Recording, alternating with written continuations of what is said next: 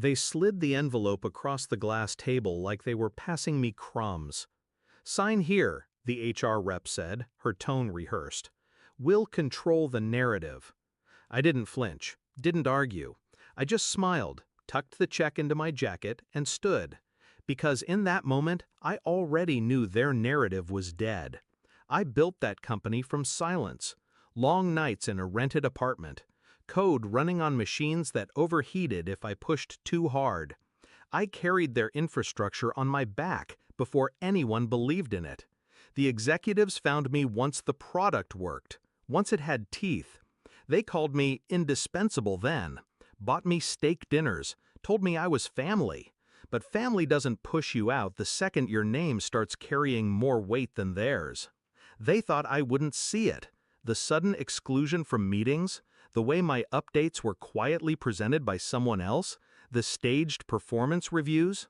Subtle enough for deniability, obvious enough for insult. I watched them sharpen the knives for months. The betrayal wasn't in one moment, it was in the pattern. My documents were misplaced. My credit erased from projects I'd authored line by line. Conversations cut short when I entered the room. Then came the leak. An anonymous note slipped my way. A printout of emails, executives whispering about image management and narrative control. They weren't planning to let me resign gracefully. They wanted me scrubbed out, rewritten, made irrelevant. They thought I'd beg for scraps. They miscalculated.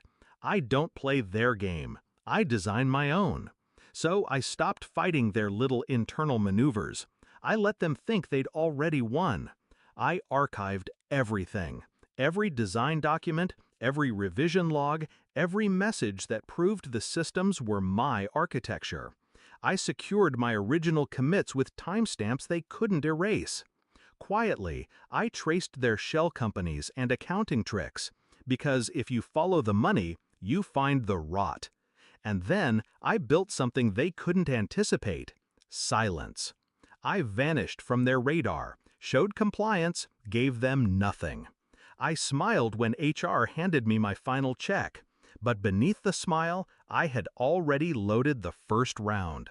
Companies live and die not by truth, but by perception. They wanted to control the narrative? Fine. I'd give them one they couldn't spin.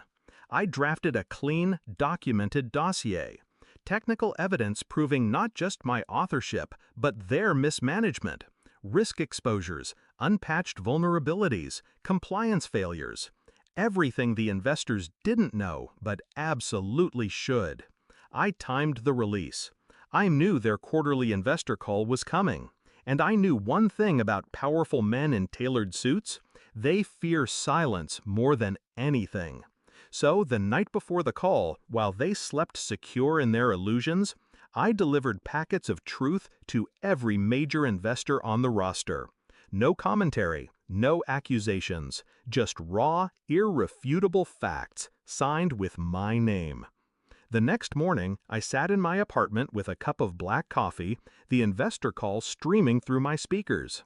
It began with the usual rehearsed optimism: strong quarter, robust growth, exciting opportunities ahead. The CEO's voice oiled with confidence. The VP chimed in, parroting statistics. Then, silence. 2 minutes.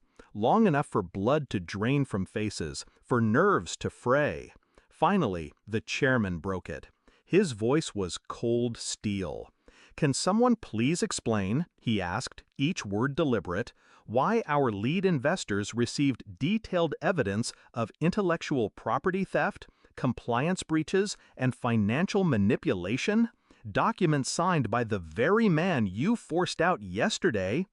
I could almost hear the oxygen leave the room. The CEO stammered. The VP choked on his scripted notes. HR wouldn't dare unmute. Their narrative collapsed in real time. They tried to scramble afterward, of course. Press releases, damage control, legal threats whispered through lawyers. But you can't rewrite code once it's executed, and you can't rewrite truth once it's in the hands of people with billions on the line. Investors don't forget betrayal, not when it costs them. Within a month, the CEO was retiring. The VP vanished from the org chart. HR went silent. And me? I didn't need to gloat. I didn't need headlines. I just needed that one moment, hearing the chairman's question cut through their arrogance like a blade. I wasn't erased. I was immortalized. They thought they could control the narrative, but I built the system, and the system remembers its architect.